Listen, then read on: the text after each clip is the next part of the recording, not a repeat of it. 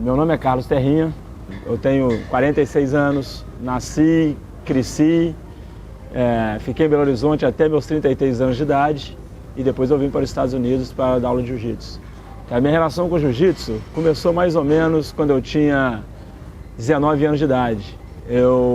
Nessa época, eu estava treinando um pouquinho de capoeira, que eu treinei 8 meses, e a capoeira começou a ficar um pouco muito agitada, tendo briga de roda e essas coisas assim. Eu era office boy nessa época, e aí um dia, por sorte, eu fui levar um material de laboratório numa loja, e quando eu estava entregando esse material de laboratório, eu vi do lado uma academia de jiu-jitsu, que na época ninguém nem sabia o que era direito. Achei aquilo interessante, ouvi uns barulhos lá dentro, vi o pessoal treinando, cair no chão e amortecer a queda. Prestei atenção de novo, cheguei para olhar, o professor me convidou para entrar, me perguntou se eu queria treinar. A partir daí, eu comecei a treinar jiu-jitsu com ele, professor José Adilson, e daí fui treinando. Comecei a competir já de faixa branca e fui embora. Não parei mais.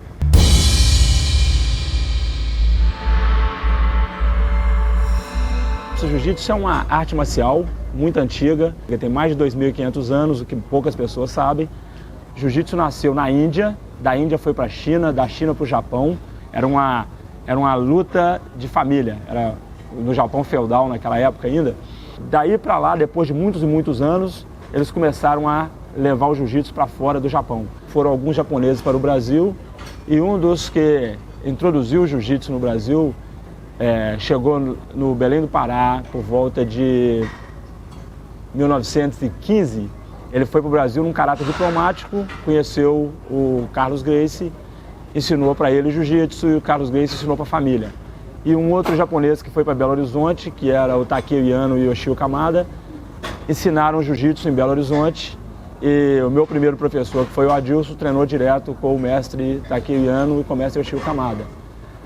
Depois que eu peguei minha faixa marrom, eu fui treinar com o professor Draculino, Vinícius Magalhães Draculino, que é da origem Gracie, e é o jiu-jitsu que eu treino hoje, que são as duas linhas do jiu-jitsu no Brasil. Jiu-jitsu tem um grande benefício porque é uma luta que você não trabalha simplesmente força. É uma luta que a gente chama de xadrez de corpo, porque você tem que usar muito a mente para poder fazer os movimentos no jiu-jitsu. Você tem que saber a hora certa, o tempo certo, o peso do adversário, como que ele está na base. Então o jiu-jitsu influi muita coisa e, obviamente, ele vai te moldar o seu corpo. Você treina jiu-jitsu, você está de lado, você está de costa, você está de barriga para baixo, tem uma pessoa nas suas costas. Então ajuda muito a fortalecer vários músculos no corpo que você não usa no dia a dia e não usa fazendo outros tipos de esporte. Te dá uma noção de alavanca, uma noção de equilíbrio muito grande. Mentalmente, te dá uma qualidade, uma tranquilidade. O jiu-jitsu é como se fosse uma yoga. Você relaxa, fica um pouco mais flexível e mais forte, e mentalmente você começa a enxergar coisas na vida em diferentes condições. Não é aprender o jiu-jitsu, é entender o jiu-jitsu, é entender por que você está fazendo aquela posição. Aprender a fazer, qualquer pessoa aprende. Entender por que ela funciona, poucas pessoas sabem.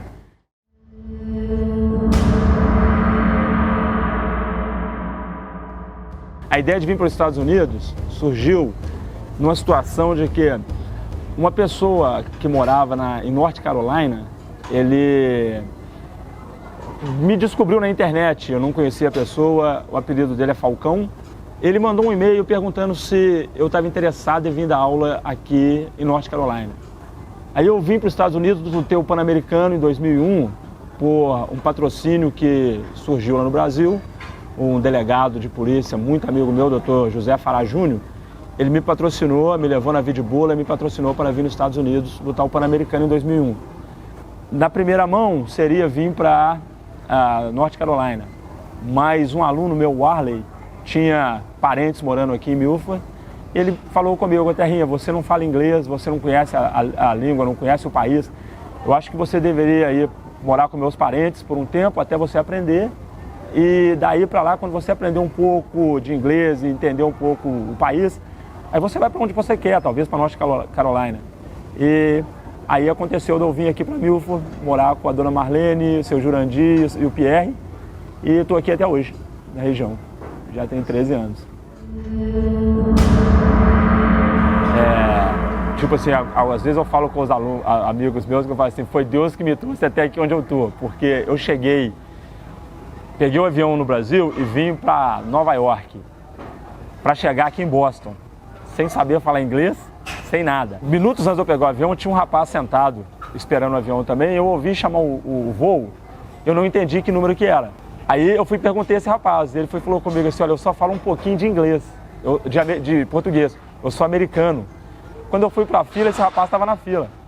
Aí eu falei, poxa, eu vou ficar mais ou menos perto dele, que ele fala um pouco de português. Aí, a hora que eu sentei lá no banco do avião, na poltrona, atrás de mim tinha mais 2 americanos que falavam português, porque eles vinham muito para o Brasil. Aí, nessa situação toda, já ficaram vendo eu conversando, tentando conversar com o cara, falando sobre jiu-jitsu. Esse rapaz, o apelido dele, acho que é Di, ele me perguntou, você faz jiu-jitsu? Eu falei, faço. Aí ele foi e falou comigo, olha, quando eu chegar nos Estados Unidos, eu vou procurar uma academia para me treinar, porque eu venho pro Brasil direto e eu vi na praia os caras brigando, fazendo jiu-jitsu.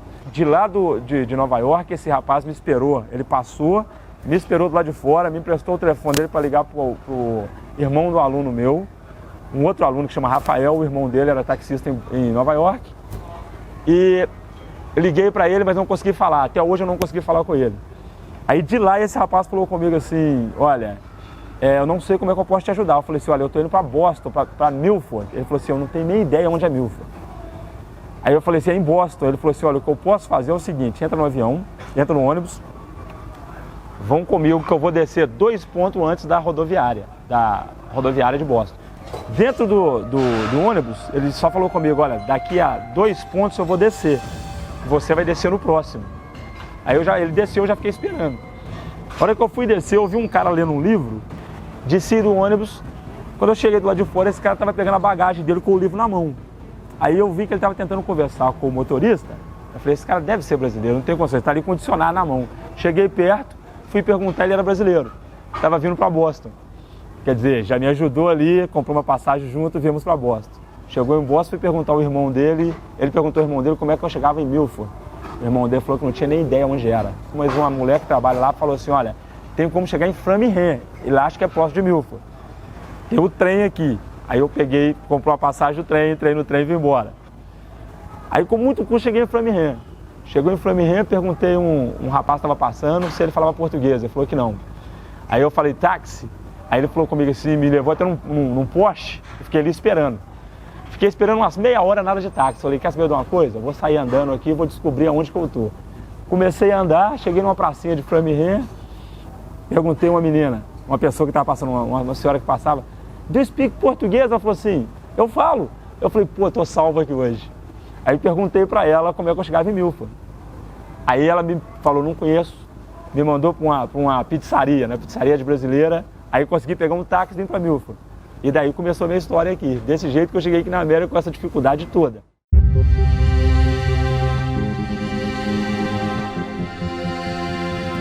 Aí daí eu comecei, vim para casa igual eu falei, vim para casa do Pierre, do seu Jurandir, da dona Marlene. Comecei a trabalhar meu primeiro serviço de landscape. Não sabia nada, fui aprender. Aí comprei o primeiro carro, fui parar lá em Framingham para descobrir uma academia de jiu-jitsu. E aí eu comecei a dar aula na Suburban Athletic Club em Framingham. E comigo, por exemplo, aconteceu, uma vez eu estava dando aula de jiu-jitsu e uma aluna chegou e me abraçou por trás e falou comigo assim, I'm gonna choke you out, eu vou te estrangular. Aí ela apertou, soltei a mão dela e tal. Aí eu virei e fui brincar com ela. E virei para ela, dei um soquinho assim no queixo dela, assim de leve, falei assim, I'm gonna knock you out up.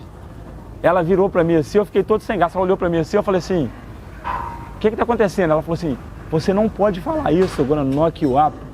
Eu estava pensando em falar, I'm gonna knock you out. E eu falei, I'm gonna knock you up. A diferença, ela virou para mim assim, você está falando que você vai me engravidar. Eu fiquei todo sem graça dentro da sala. E daí que você vai aprender inglês. Daí para lá eu fui vendo que, de vez em quando, você fica com vergonha de falar as coisas, mas eu não falo inglês bem. Nunca fui na escola, aprendi na rua, mas eu consigo desenvolver. Aprendi muito com meus alunos dando aula aqui na academia, que às vezes eu vou mostrar uma posição para eles, eles me explicam como falar. Meus filhos vieram para cá, aprenderam inglês aqui, que eles vão para a escola, me ensinam algumas coisas em casa também. Uma outra dificuldade aqui também é o clima. Eu sou de Belo Horizonte, cidade quente, a gente nunca viu neve na vida. Aí venho pra cá, as pessoas me perguntam de vez em quando: Terrinho, o que você está fazendo aqui em Boston? A neve aqui é dura, é difícil. Janeiro e fevereiro aqui é apertado, então é uma das coisas que para mim foi difícil, porque eu comecei a trabalhar fazendo telhado e fiquei 4 anos direto fazendo telhado. E esses 4 anos, a companhia que eu trabalhava, ela não parava no inverno, ela parava o dia que estava nevando. Parou de nevar, a gente voltava para o serviço. Então foi uma das dificuldades, a outra foi o inglês. O resto, dia a dia, normal. A minha filha, quando ela estava no Brasil, ela vivia me chamando para ir poder visitá-la, né? Aí ela ficava: pai, quando é que você vai vir aqui? Passava o aniversário dela: pai, quando é que você vai vir me ver? Aí o interessante é que, um belo dia ela virou para mim e falou assim: pai, meu aniversário de 15 anos está chegando. Se você não vier aqui, você não precisa de vir mais, se não vier no meu aniversário de 15 anos. Aquilo me deixou assim: caramba, e agora? Eu não posso ir, não tem jeito. Aí, tipo assim, 1 ano e meio depois, me parece, aconteceu na minha vida. Eu conheci uma menina que treinava jiu-jitsu, nos casamos. Aí eu peguei meu green card, consegui ir lá ver eles no Brasil. Depois, eles já estavam no processo, passou um tempo, vieram para cá para pegar o green card e depois só a cidadania.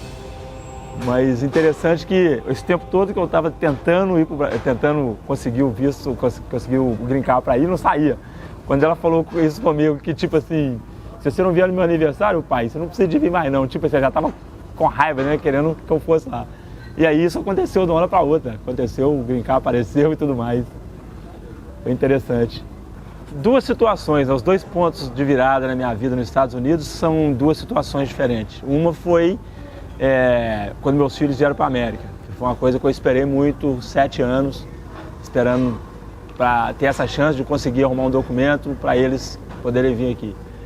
E a segunda coisa foi conseguir a cidadania americana. E, tipo assim, a gente não espera, né? A gente tem vontade, mas a gente não espera que vai acontecer com a gente. Então, quando aconteceu para mim, foi muito legal, porque como eles eram de menor, eles já se tornaram cidadãos já automaticamente.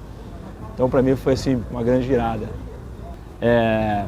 Em termos de rotina, eu não faço dieta, eu como praticamente o que eu quero comer, queimo a caloria treinando jiu-jitsu e trabalhando.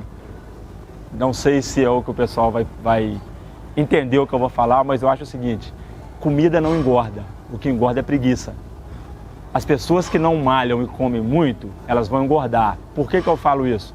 Se você pegar um atleta de triatlon, ele come mais de 2.500 calorias. E ele faz bicicleta, natação e corre, e são todos magrinhos. No caso de quantas horas eu durmo por dia, depende muito, porque como eu trabalho, de vez em quando eu trabalho à noite fazendo Lyft e Uber. Eu chego em casa 3 horas da manhã, 4 horas da manhã, então eu não tenho assim um tempo exato para dormir. Tem dia que eu durmo 8 horas, tem dia que eu durmo 4 horas. Isso depende do tipo de serviço que eu vou estar fazendo.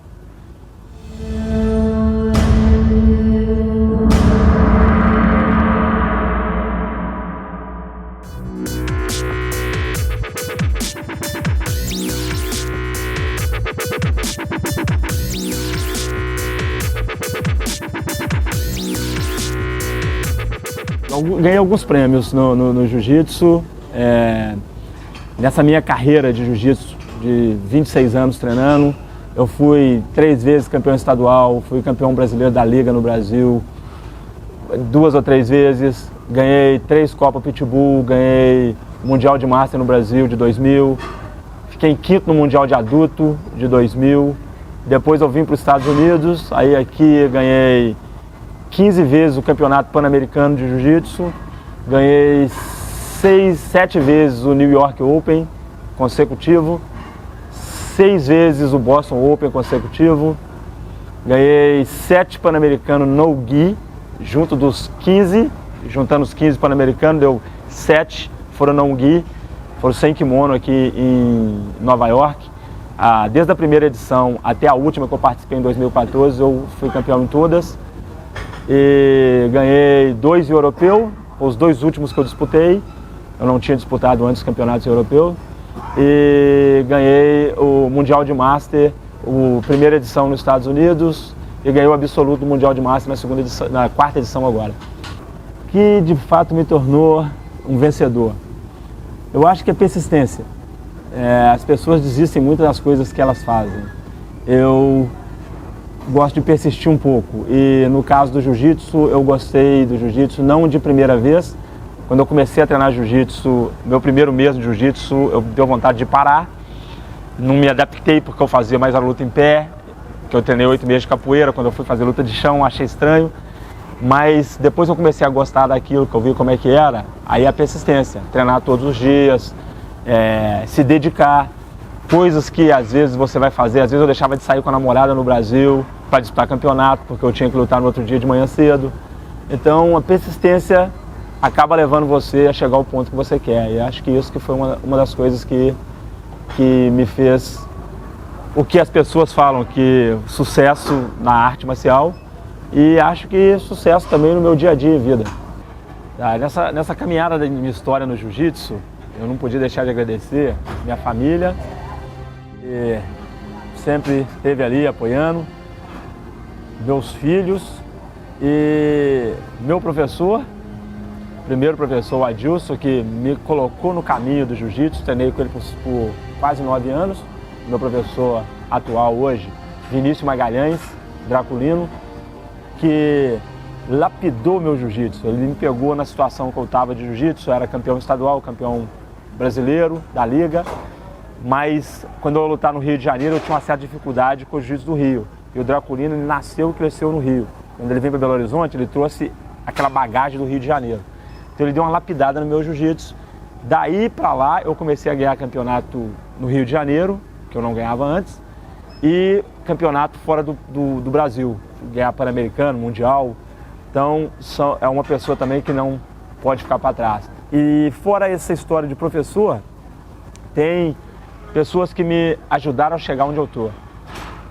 Tem alguns delegados de polícia lá no Brasil, porque eu era policial, e que me ajudaram, me deram autorização, porque eu tinha que ter autorização para poder sair do estado para competir em outros lugares, que meu chefe imediato tinha que me autorizar a sair. Então o doutor Ronaldo, doutor Fidelcino, doutor Paulo Schettino, que foi, acho que até deputado estadual, me ajudou muito, me patrocinando.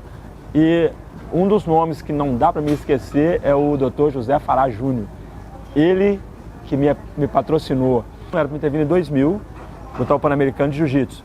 Aí, esse patrocínio que eu consegui, que eu quase consegui todo para vir, ele tirou do bolso dele R$2.000 e me patrocinou para vir.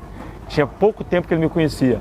Não consegui o resto do dinheiro, eu fui devolver o dinheiro. Ele falou: Terrinha, esse dinheiro foi eu e minha mãe que estamos te dando para você disputar o campeonato. Eu falei: mas doutor, não vai dar para mim. Ele falou: não, o dinheiro é seu. Aí eu falei com ele: doutor, então eu posso usar esse dinheiro para ir no Mundial de Jiu-Jitsu no Rio de Janeiro? Ele falou: pode, o dinheiro é seu.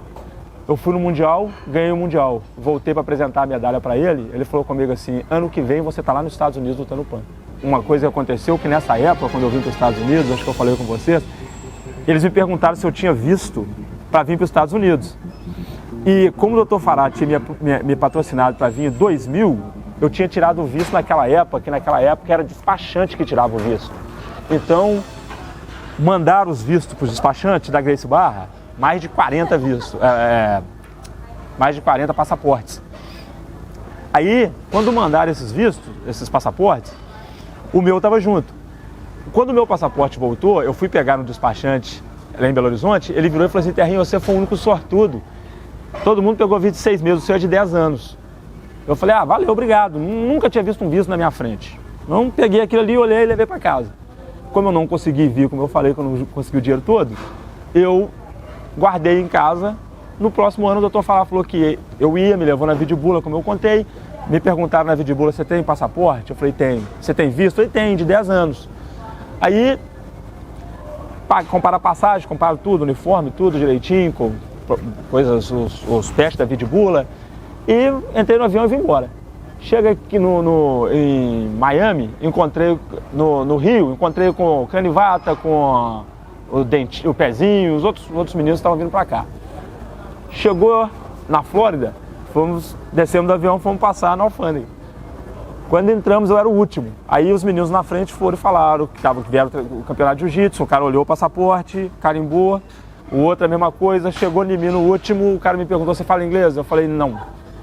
Aí ele olhou pro meu passaporte, estava escrito Jiu-Jitsu Orlando, no visto. Aí ele, Jiu-Jitsu? Eu falei, yes. Carimbou o passaporte, o visto, eu entrei. Foi embora. Um dia, um rapaz que nós conhecemos no campeonato, o Rato, o Saião, os meninos, falaram assim, olha, vamos tirar a carteira de identidade aqui na Flórida? Eu falei, pode, pode, vamos lá tirar. Fomos tirar a carteira de identidade. Tô na fila da carteira de identidade, eles começaram a brincar um com o outro, com o passaporte do outro. Que, pô, que foto feia, que não sei o quê, pô, essa camisa sua esquisita. Aí pegaram meu passaporte, meu Terrinha, me dá seu passaporte. Aí ele abriu o passaporte, olhou, Terrinha, seu visto tá vencido, velho. É o que vencido, rapaz, meu visto é de 10 anos. Que isso, rapaz, seu visto tá vencido, bicho. Se você ficar na fila que eles vão te prender. Eu falei, tá louco, meu irmão, meu visto é de 10 anos. Aí ele pegou, abriu o dele e falou assim, Terrinha, olha, o meu visto é 2000, 2001. O seu é 2000, 2000. Você entrou com o visto vencido, bicho, como? Eu falei, não sei, eu passei. Aí lutei o Pan-Americano e tal, fui embora pro Brasil. Chegou no Brasil, até falei com o Draculino, com o meu professor. Cheguei lá e falei assim, Draculino, cara, eu entrei nos Estados Unidos com o visto vencido, velho. Ele, deve ser boa, papai, ninguém entra com visto vencido nos Estados Unidos, não. Aí levei meu passaporte pra ele ver, chamou a galera, que galera tem nos Estados Unidos de visto vencido, doido? E aí, tipo assim, a história aconteceu com essa ajuda do Dr. Fará, pagando pra me vir aqui e tal. E tive até um certo problema quando eu voltei, que eu tentei vir pra cá em 2003. Eles negaram meu visto. Eu cheguei lá no consulado e eu me senti até assim, humilhado no dia que eu fui no consulado. Porque eu entreguei meu passaporte, entreguei a foto do que eu tirei no Pan-Americano, a medalha do Pan-Americano, o certificado do Pan-Americano na Califórnia. A consuleza virou para mim e falou assim, você não foi no meu país com esse visto aqui não? Falei, fui, olha aqui, ó, foto do restaurante que eu tava, com tudo aquilo que eu mostrei para ela, virou para mim e falou assim, você é desqualificado para entrar no meu país. Aí negou meu visto, riscou, carimbou ele e me mandou embora. Aí eu voltei para o departamento que eu trabalhava, conversei na Secretaria de Segurança Pública, ligaram para lá, aí falaram que eles não iam me dar o visto para vir, para lutar o Pan-Americano. Aí eu falei, então beleza, não está conseguindo nada, disse para ir embora. Estava descendo as escadas da Secretaria de Segurança Pública, o meu telefone tocou, era minha mulher na época, a gente era casado, falou comigo, olha, ligaram do Rio de Janeiro, falaram que se você quer o visto, tem que ir lá amanhã. Aí eu disse, fui direto num cônsul separado, acho que no cônsul geral, aí ele me perguntou, mostrou todos os documentos lá de novo, tudo.